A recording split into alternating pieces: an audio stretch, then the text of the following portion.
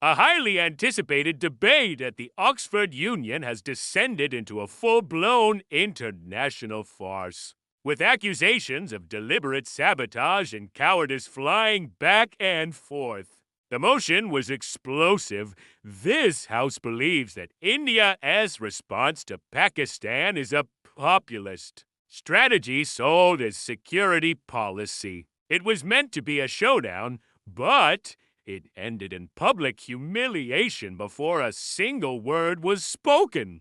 Indian Speaker and lawyer Jai Deepak has come out swinging, calling the whole thing a Pakistani gambit to avoid a real debate. His detailed account on X paints a picture of chaos and what he alleges is outright deception. According to him, the event was unstable from the start. He points out that key positions at the Oxford Union are held by Pakistani nationals, including the president, Musa Harij, who is allegedly the son of Pakistan's Minister of Defense Production, and the treasurer, Raza Nazar. The Indian side was already facing challenges. The original high-profile speakers, former Army Chief General Naravain and Dr. Subramanian Swamy, had to pull out just 2 days before the event due to unavoidable commitments. This led to a last-minute scramble. Jai Deepak, who was already prepared, managed to assemble a new team with UK-based speakers Manu Kajuria and PT Satish K. Sharma. They were ready to go. Then, just hours before the debate was scheduled on November 27th, the whole thing fell apart. At 3:13 p.m., Deepak says he received a call informing him that the Pakistani delegation, which included heavyweights like former Foreign Minister Haina Rabbani Kar and Defense Minister Kawaya Mohammed Asif, hadn't even landed in London yet. Based on this information, the Indian team understandably abandoned their journey to Oxford.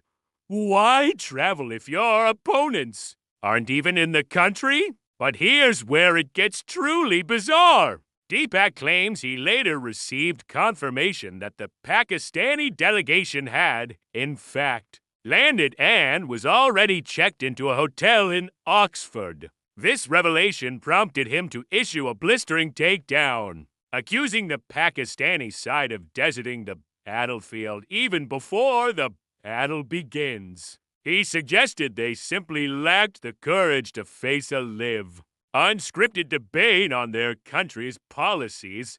He didn't spare the Oxford Union either, criticizing its leadership for allowing the prestigious institution to be dragged in muck and used as a mouthpiece for the Pakistan High Commission. In a completely opposite version of events, the Pakistan High Commission in London released its own statement. They claimed it was the Indian delegation that had withdrawn at the last minute. Handing Pakistan a walkover, they framed the Indian withdrawal as proof that India lacked the confidence to defend its security policy in a neutral and intellectually rigorous setting. This directly contradicts Deepak's detailed timeline.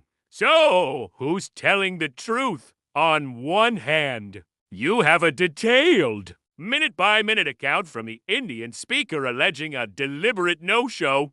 On the other, you have an official statement from the Pakistani High Commission claiming a last-minute withdrawal by India. The Pakistan High Commission's statement also mentioned the original Indian speakers, General Naravain and Dr. Swamy, as the ones who withdrew, seemingly unaware of the replacement team. This detail has led many to believe their statement was pre-written and out of touch with the reality on the ground. Indian politicians have also weighed in. Shiv Sena's Priyanka Chaturvedi took to X to mock the situation, saying Pakistan is crying again over an Oxford Union debate. This is for the record. Once again, they have proved to be liars. Expecting any better from them was not even on my list. It seems the debate that never happened has sparked more controversy than the actual event ever could have. It was supposed to be a clash of ideas, a test of diplomatic and intellectual strength. Instead, it's become a case of he said, she said played out on an international stage, with accusations of lies, cowardice, and institutional failure.